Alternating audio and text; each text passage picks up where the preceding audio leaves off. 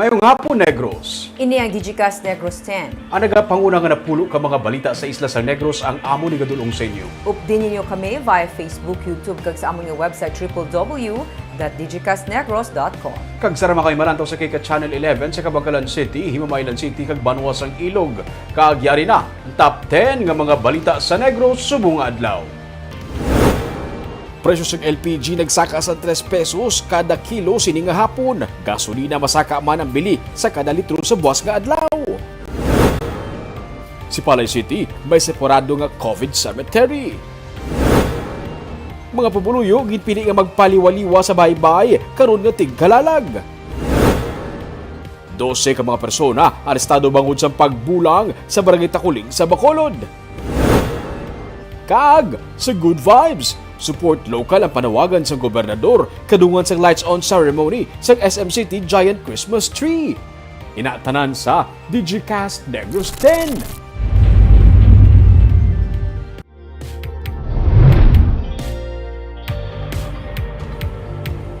Sa number 10, 30 ka mga persona na isyuhan sang citation ticket may angot sa pagsupak sa curfew ordinance sa ulihing nga adlaw sa nga voters registration sang COMELEC.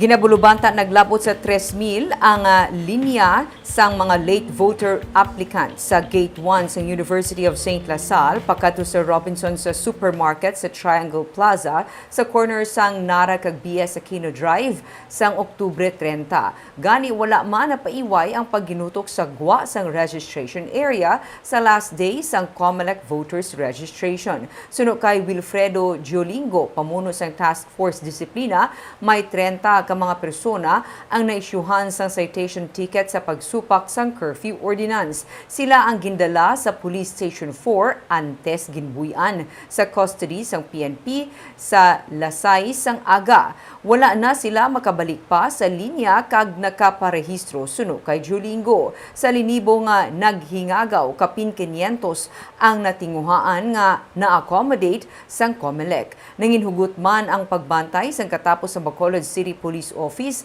sa registration area kabangdanan nga napunggan ang pagluntad sang kinagamo.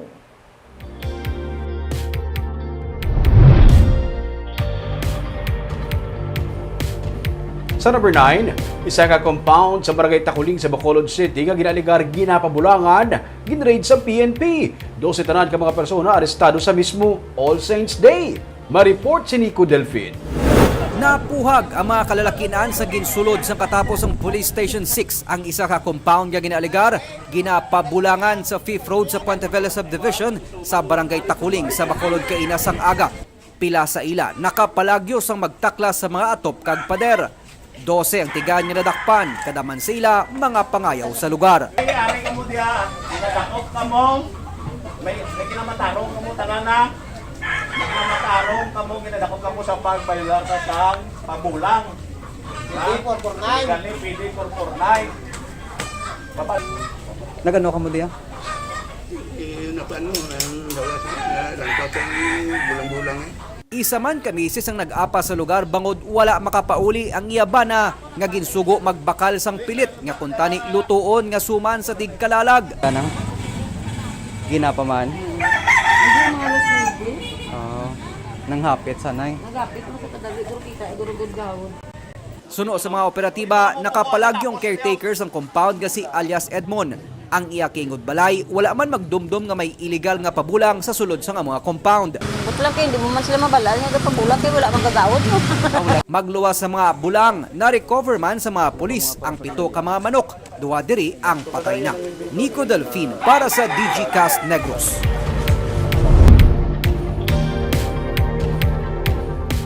Sa number 8, restaurant ginsulod sang kawatan, gwardya ginkuhaan sang armas. Paday nga ginakilala karon sa Kabangkalan PNP ang duha ka armado nga persona nga puwersa nga ginsulod sang Sabado ang isa ka kalan-an sa syudad sang Kabangkalan. Nakuha sang suspect ang shotgun sa security guard nga ila ginbaklid sa ila pagsulod sa establishmento. target kuntani suno sa pulis nga kuhaw ng kwarta sa sulod sang kwarto sang tag-iya sa dalom nga bahin sang restaurant. Ugaling wala ini matigayon bangod sa nakasinggit kag gilayon nakapangayo sang bulig ang gwardya. Nakigangot na ang PNP sa Army agud makabulig dakop sa mga suspect. Sa number 7,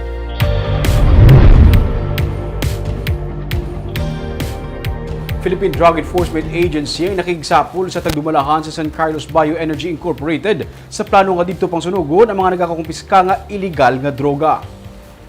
Ang PDEA Negros Occidental ang nakigsugilanon sa AVP Head Facility Operations Department sa San Carlos Bioenergy Incorporated o kung SCBI nga si Alexander Pino. Kinistoryahan ang plano nga gamiton ang bioenergy facility para sa pagsunog sa mga nakumpiska nga illegal nga droga. Gitpasalig ni Pino ang PDEA nga bukas ang kumpanya para sa sini nga plano basta nasunod lang ang tanan nga mga requirements. Kung matigayon gid man, ini ang pinakauna nga destruction of illegal drugs sa SCBI. Gininspect man sa PDEA ang broiling machinery kung balasarang gid man ini magamit sa pagsunog sang mga illegal nga droga.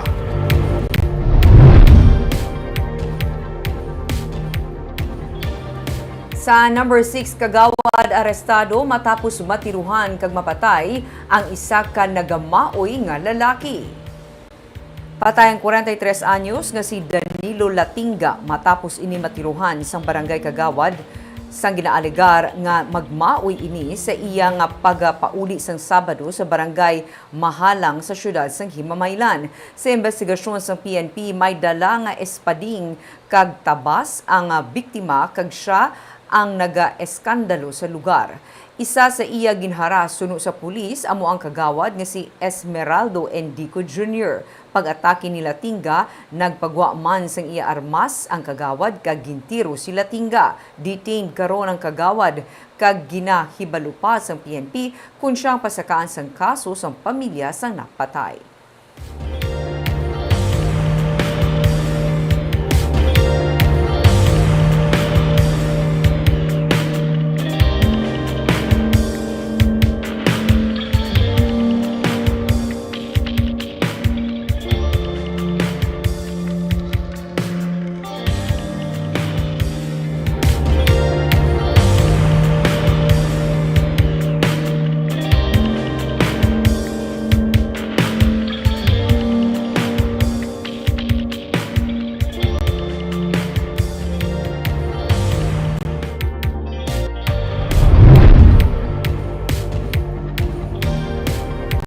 Sa number 5, minor de edad patay 7 ka iban papilason matapos magbungguan na isa ka motor kag isa ka tricycle sa Banwasang Hinubaan.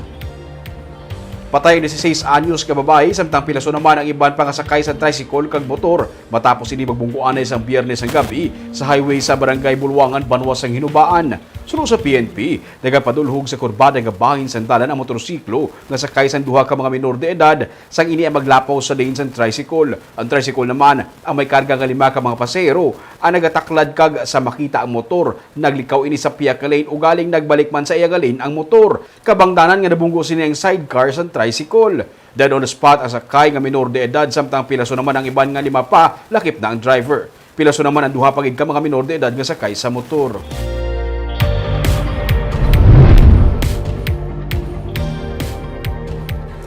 Sa number 4, syudad sang Sipalay ang mayara sang separado nga COVID cemetery.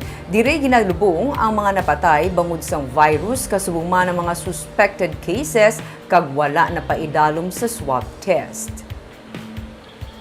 Suno kay Executive Assistant Junilo Bogtae, ginapakmaayo sa syudad nga separado ang lulubngan sa mga yadtong nagtaliwan bangod sang COVID kag ini ang napahamtang sa barangay Kayhagan. Sang Domingo, Oktubre 31, sa post ni Bogtae, may 3 ka pumuluyo ang ginlubong. Pathag ni Bogtae, ini sila ang nagtaliwan sang Sabado kag ini mga suspected COVID-19 cases.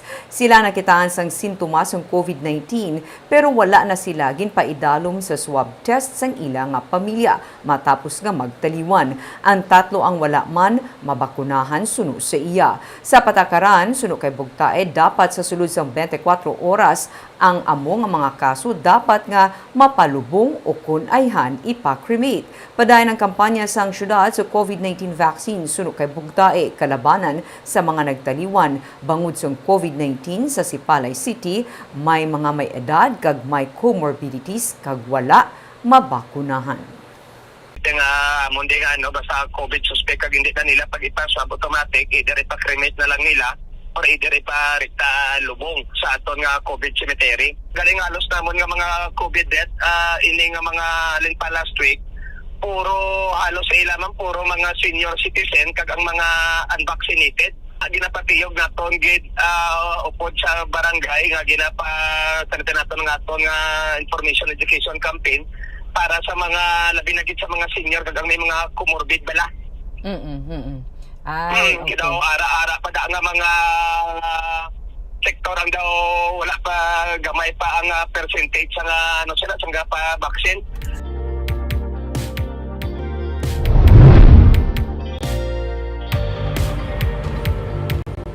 Sa number 3, karon nga holiday kag sarado ang mga patio, may mga pumuluyo agin pa kamaayo nga magpaliwaliwa sa baybay.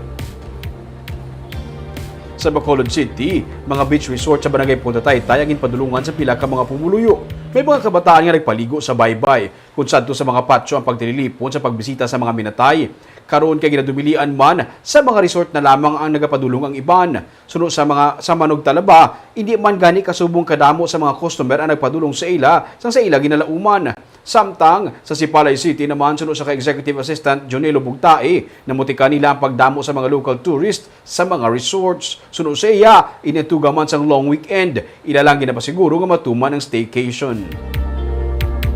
Sa number 2, gikan sa masobra 3,000 ka active cases ang Oktubre 30, nagpanaog sa masobra 2,600 ka active cases ang Negros Occidental sa Oktubre 31 nga report. Sa report sa Provincial Incident Management Team, 512 ang report na ka-recover sa amo nga petsa. Sa amo man nga report, 76 ang COVID-related deaths. Ang saka sa recoveries kag subong man sa COVID deaths suno kay Zephyr Kaelian, ang incident commander sa nga PIMT, ang tugaman sa mga nagsinulod nga report gikan sa mga local government units. Damlag pagin paathag na ni Kaelian nga ang delay sa report sa mga LGU kag ang sistema mismo sa reporting ilabi na sa mga pagdeklara sang COVID death sa pila ka rason kun nga o kun ang pila sa mga rason kun nga nagatingob ang pag-report sa mga kaso. Sa karon suno kay Kaelian, amat-amat na gidman ang pagnubo sa active COVID-19 cases sa Negros Occidental. Napaidalom na gani ini sa Alert Level 2 sang Department of Health. Nga mga late pala ang LGUs, late na magatag sa ilang figures. Kung landawon mo, dapat ang aton nga mga recoveries will tally sa ilang mga new cases. Cases kita bisubong 100 sa subong adlaw. So after 14 days, isip pa 14 days, matali na doon siya dapat recovered na natanan. Ang problema recoveries sa makita mo kisatag pa 30 lang kabilog. Mag-reporting na sila na matingog na naman ang recoveries nila. So that's why matalbo atong recoveries versus ang aton new cases. Kag sa numero 1 sa mga balita, subong nga adlaw.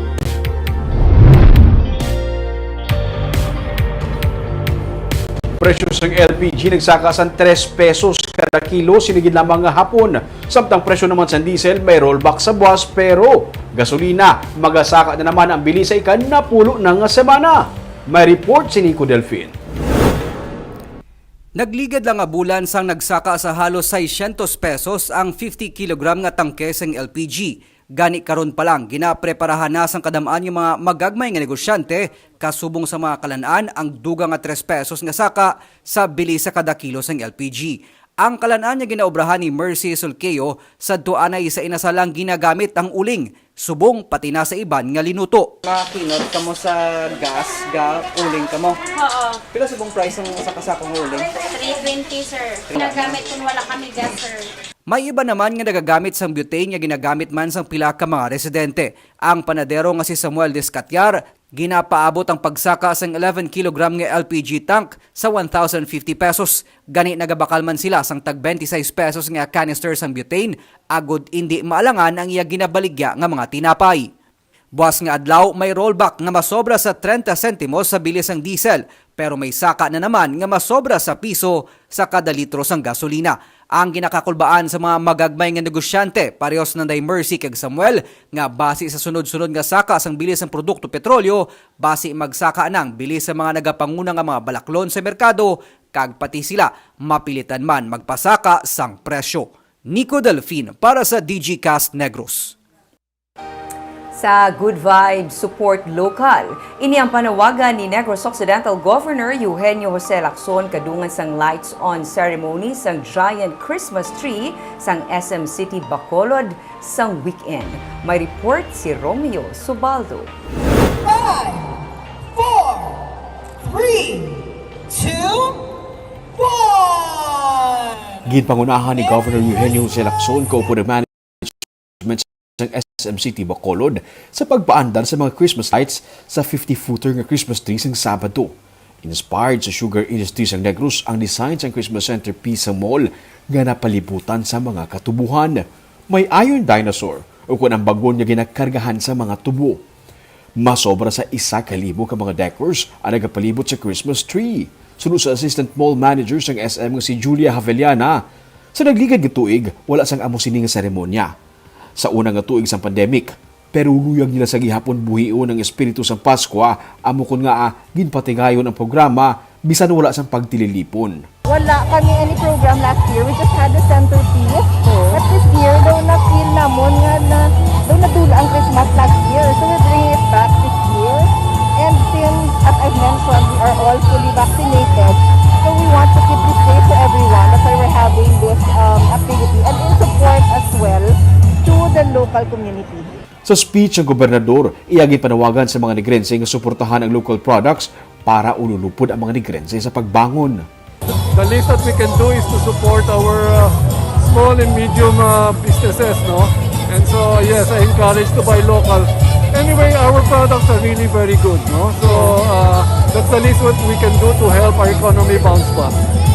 We're very thankful to all the malls here in Bacolod, no? Because they allow us to use their place where we can sell and sell our local products, no?